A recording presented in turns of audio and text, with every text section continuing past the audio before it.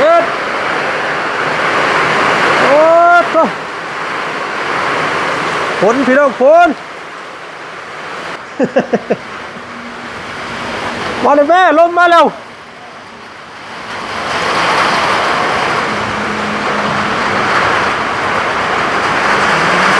ครับ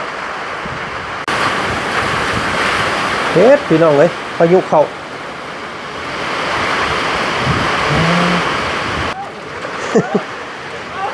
เฮ็ดวางลมเด้อ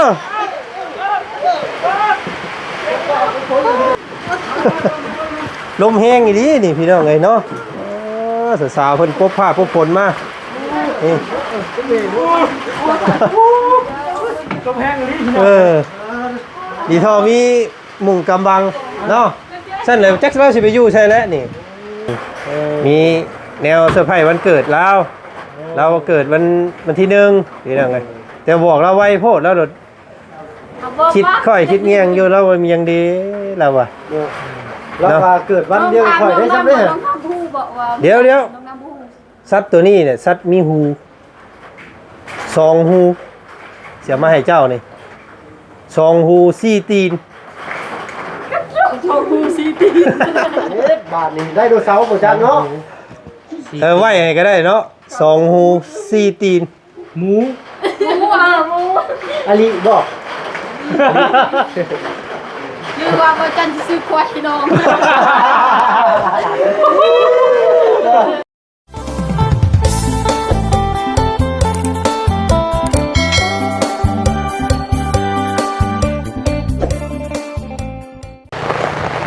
ปุ๊บโตฝนโอ้ยพี่น้องเอ้ยเนาะมาฮอดปุ๊บฝนมาปั๊บปัดโตพายุเข้าพี่น้องเอ้ยทั้งลมทั้งฝนเนาะโอ้ยมาพี่น้องมาส้นผ้าส้นฝนสักก้อนโอ้ยเฮือนก็แล้วบาดที่นี่พี่น้องเอ้ยเนาะเฮือนแล้วปุ๊บฝนห้ำปั๊บรถพี่น้องเอ้ยโธ่ผ้าห้องผ้าดังบาดนี้พี่น้องเนาะเอาจับทักทายสบายดีเด้อพ่อแม่พี่น้องมัดสุขสุขคนมื้อนี้ฝนฟ้าถล่มบ้านของน้องน้ำเพิ่นเด้อมื้อนี้พี่น้องเอ้ยโอ้โตมาแล้วพี่เห็นบ่นี่พี่น้องเอ้ยเนาะโอ้ยตารางเฮือนตารางซ่านเล่าเปียกเพิ่นแล้วดีท่อเฮือนแล้วพี่น้องเอ้ยทำเฮือนยังบ่แล้วนี่แม่นจักสิอยู่ไสเนาะมีแต่ให้เราเก็บเข่าของเขามาตารางพี่แล้วบาทที่นี่โอ้ยพี่น้องเอ้ย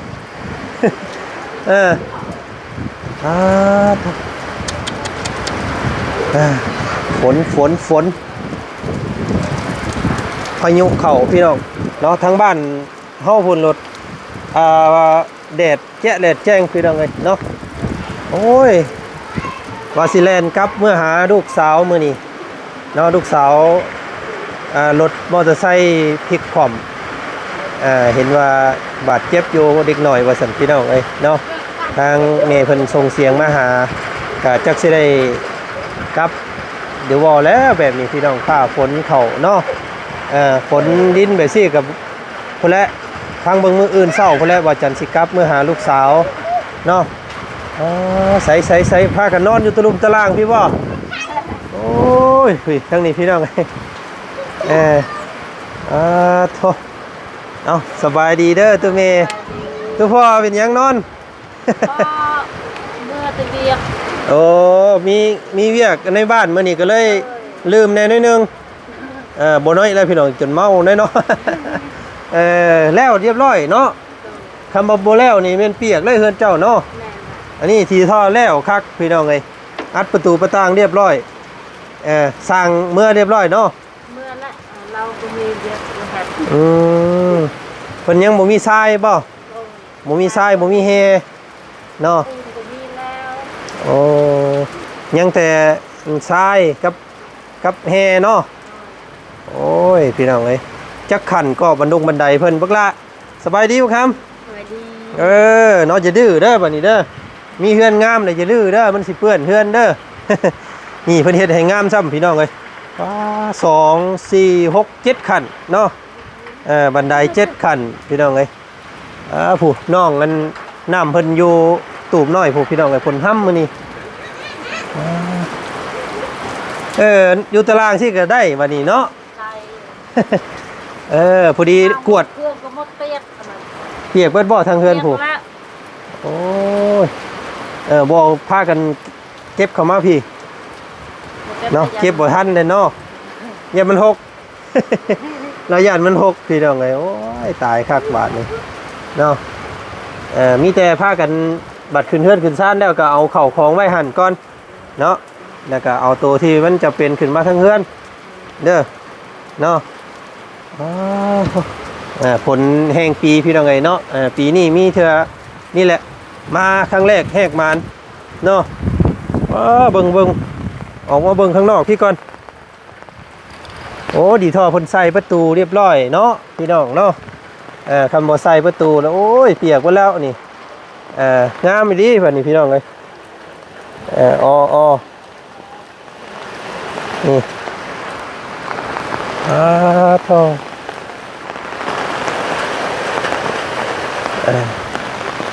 ฝนพายุฝนพี่น้องเอ้ยมื้อนี้เนาะฝนตก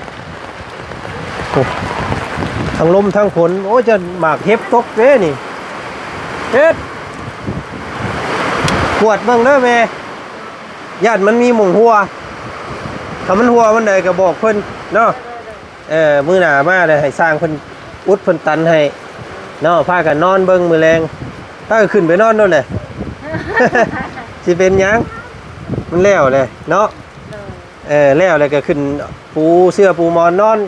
อยู่เทิงพุ่นแล้วมันสิเป็นแต่นอนว่าอยู่หันบ่ได้เป็นแต่นอนได้ฮะ เป็นแล้ว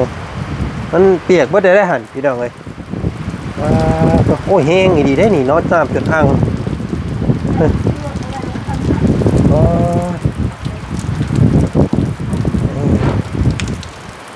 พี่น้องเอ้ยขนผ้าขนองมื้อนี้เนาะทดลองเบิ่งบันไดเล่าผู้ดีตกแสนลูกติ้งรถพี่น้องเอ้ยเนาะฟ้าฝนนี่ตกอยู่นี่เลยปุ๊บมันก็เปียกคือว่าและคือพี่น้องเพิ่นว่าและนี่พี่น้องเอ้ยเนาะคำว่าสิเฮ็ดนั่นก็ว่าอาจารย์คิดว่าคำว่านั้นก็เกาะออกไปสิเนาะเฮ็ดตะเลิบออกไปสิออกมาอย่างละเม็ดกว่านี่เม็ด50นี่พี่น้องเอ้ยก็ถือว่าเอาล่างตั้งขึ้นนี้เนาะแล้วก็ตั้งตัวนี้แล้วก็ตั้งไปฮอดพุ่นแล้วให้มันเป็นมุ้งอันนี้นะก็งามคือกันเดี๋ยวนั้นก็ได้มาทดสอบเบิ่งก่อนสังกะสีมีหม่องหัวอยู่บ่เนาะเนาะพี่น้องเนาะ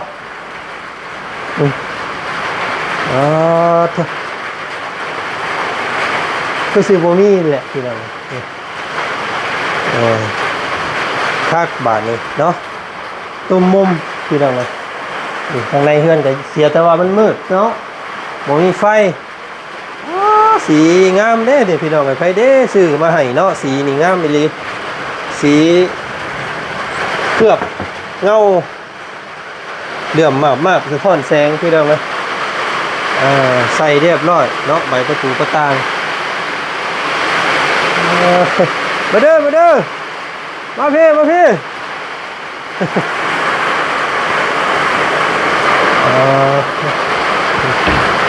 นี่แต่ประตูใบประตูเพิ่นอย่างดีเลยพี่น้องเนาะนี่อันว่ากุญแจห้องเวลาบ่อยู่เฮือนอยู่ซ่านเนาะโอ้ยงามดีพี่น้องเนาะแน่นหน้า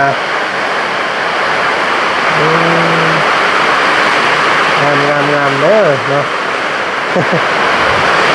โอ้ก็ฝนพี่น้องฝนถล่มบ้านนอกน้ำเด้อมื้อนี้พี่น้องเด้อเนาะน้ำกองกลัวละแรงบาทนี่ทดสอบหลังคาเนาะ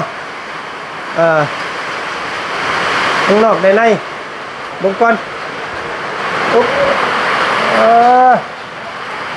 โอ้ยล้มมาเลยแม่ มาเลยแม่ล้มมาแล้ว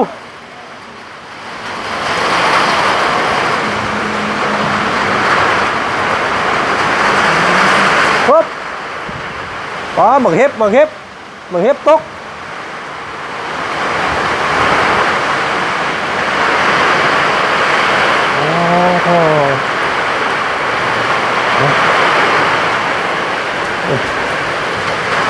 โอ้ยปิดโอ้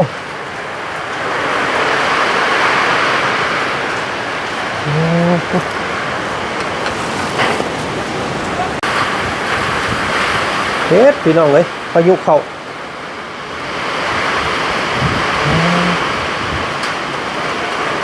อ้ายเป็นประเทศยังเกิดขึ้นเนาะมื้อนี้พี่น้องเอ้ยทางฝั่งไทยกับพายุสึนามิเนาะสึนามิหรือว่าบ่แม่นแผ่นดินไหวพี่น้องเอ้ยอยู่พุ่นอยู่พี่บัดพายุลมพายุเข้าเวียดนามเนาะ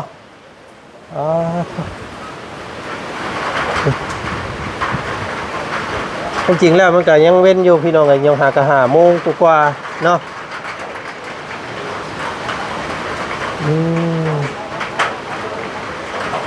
ลุกตุกปักมาเด้อเฮ็ดวางลมเด้อ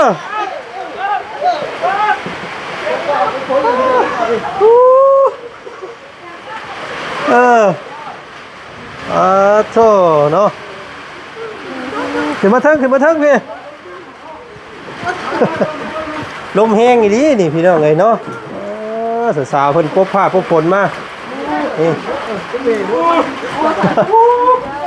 ลมแห้งอีดีดีทอมีมุงกำบังเนาะซั่นเลยแจ็คสิไปอยู่ใช่แล้วนี่ไปอยู่เข้า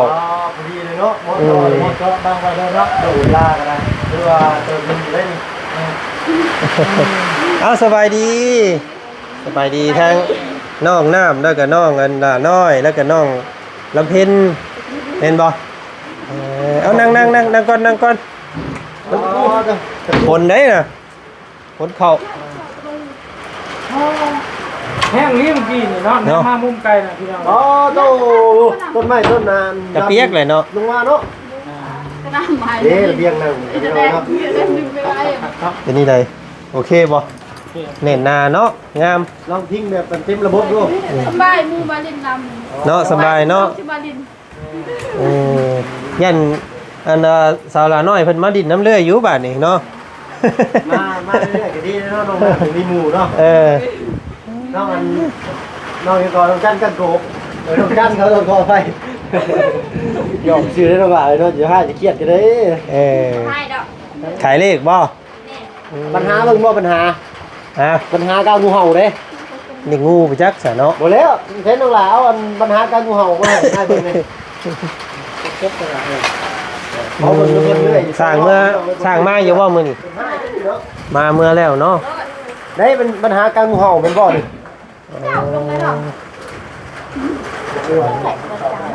โอ้น้ำเปียกบ่นี่เห็นแล้วอันนี้เนาะ คืออยู่เด็กงูเนาะงู เอาดิเนี่ยครับพี่พี่น้องเนาะเด็กน้อยจังเลยเนาะมืดพี่น้อง อ้อนดอกนะค่ะตัวเบี้ยเมนนั่น เข้าย่าเนาะ ไปหน้าออกแล้วมือน่ะ ประตูพอดี เตือน6ลกก้าคนผีบ้าห้องลำทำเพลงเด็กกบจากเนาะ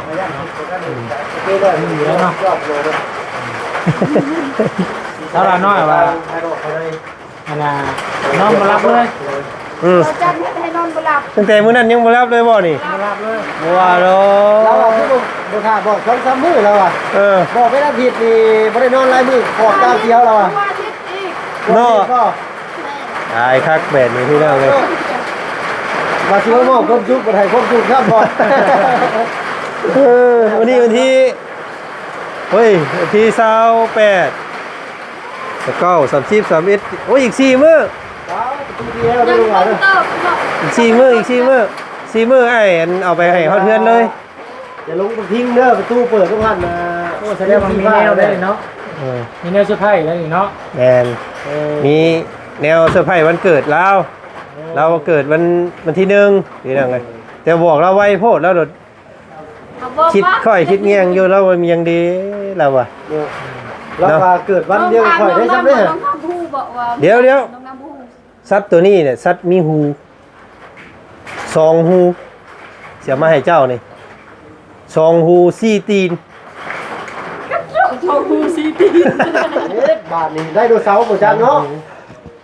ไว้ให้ก็ได้เนาะ2 หู4 ตีน หมู หมูหมู อลีบอก ยืนว่าบ่จันสิซื้อควายให้น้อง ทักแล้วมาดูเลย เป็นไปได้ควายกันเนาะ เนาะขอโทษ พอแล้วบ่มีควาย สบายน้องสิเลี้ยง เราอยากได้อยู่บ่ อยากได้ควายเลี้ยง เพราะอัน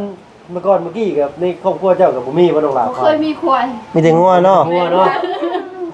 แต่ว่าหมูแล้วก็ยังบ่มีเลย ในหมู่ในแถวนี้มีบ่เพิ่นเลี้ยงควายมีบ่ บ่มีแถวบ้านนี่บ่มี มันเพิ่นค่าล้มงัวล้มควายนี่จ้ะเพิ่นก็เอามาจากตลาดบ่ ซื้อเอา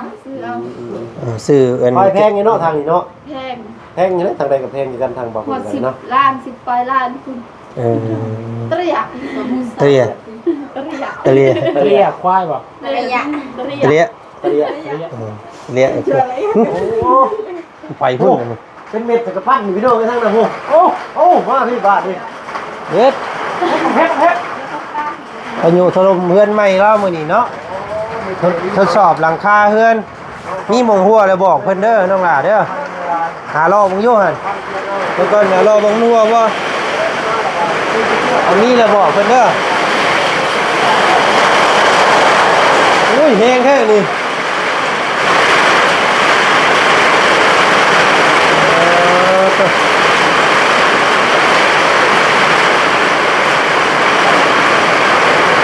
นี่เนาะโอเค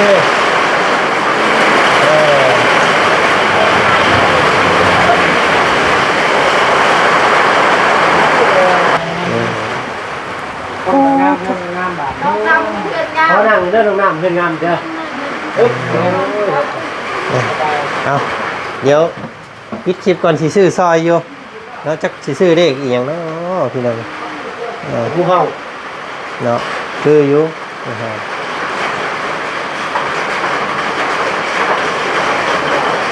สามสาวใจชุ่มเนาะนั่งคอยดุมและยืนล่างพี่น้องเนาะบ่แม่นสิได้เห็นกันง่ายๆเลยเนาะภาพบรรยากาศที่เพิ่นรวมตัวกันแบบนี้เนาะยิ้มๆไปในบาทหนึงเนาะขออนุญาตเก็บภาพไว้เป็นที่ระลึกหรือที่ระทึกเป็นให้ก็ว่าไว้พี่น้องเนาะเอามายังมาเพิ่มความนักใจให้เราอีกบอกว่า2หู4ตีน เก็บบ่ได้เก็บบ่ออกแล้วบัดนี้เนาะ นี่ยังดีว่าแล้วเนาะเอ้าคนเมียนมาน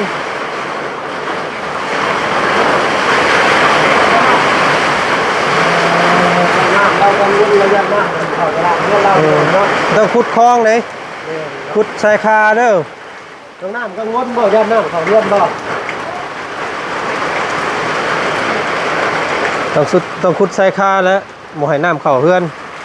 บรรยากาศทางนี้เนาะ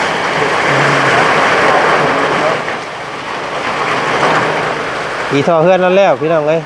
ถ้ายังบ่แล้วนี่โอ้ยเว้นแล้วนี่เนาะเป็นห่วงใจเฮือนน้องกันน้ำหวานเพิ่นแล้วบาดนี้พี่น้องเอ้ยเนาะเฮือนยังบ่แล้วเทื่อพี่เข้าหน้าฝนอีกแล้วพี่น้องเอ้ยเนาะโอ้ย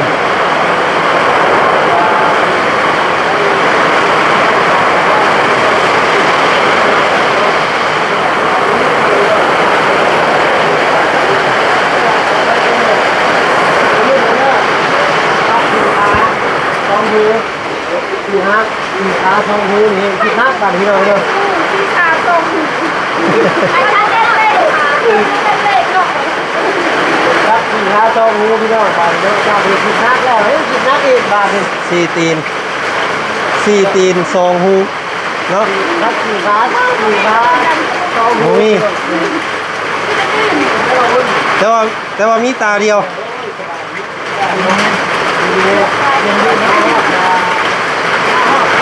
ตาเดียว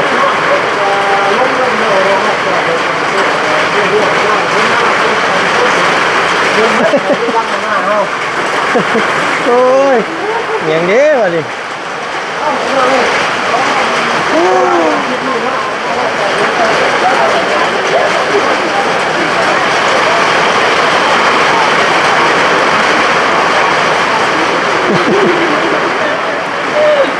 โอ้ยเนาะ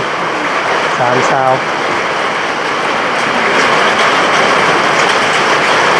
เอาโอเคสมมุตินี่ให้งงสำนี้ก่อนเมื่อหน้าพุ่นแหละเด้อเมื่อหน้าสิแก้ขึ้นมาให้นะน้องน้ำเนี่ยขึ้นมาได้ป่ะนี่ขึ้นเฮือนลงมาแล้วเนาะยังบันไดเนาะเอาคือสิเร็วๆนี่แหละอันนี้ก็ได้ที่เราเลย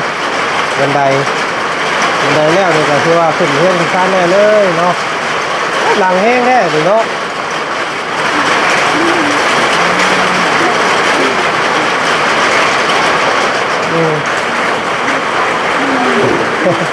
เอาลาพี่แล้วเนาะก่อนสันเนาะสบายดีเด้อเดี๋ยวยังหู้น้ำกันเนาะบอจันก็ยังหู้เหมือนกันมันเมนไงยังบ่หู้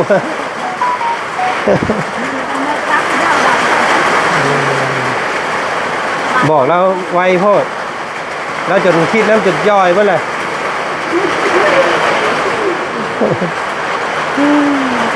เอาเนาะหากขึ้นมาฮอดมื้อนี้พี่น้องไอ้มื้อหน้ามื้อในที่ไปข้ามไปพี่น้องเบิ่งใหม่มื้อนี้ก็ไปก่อนเนาะสบายดีพากันลบผ้าลบฝนก่อนพี่น้องเอ้ยเนาะเอาไปก่อน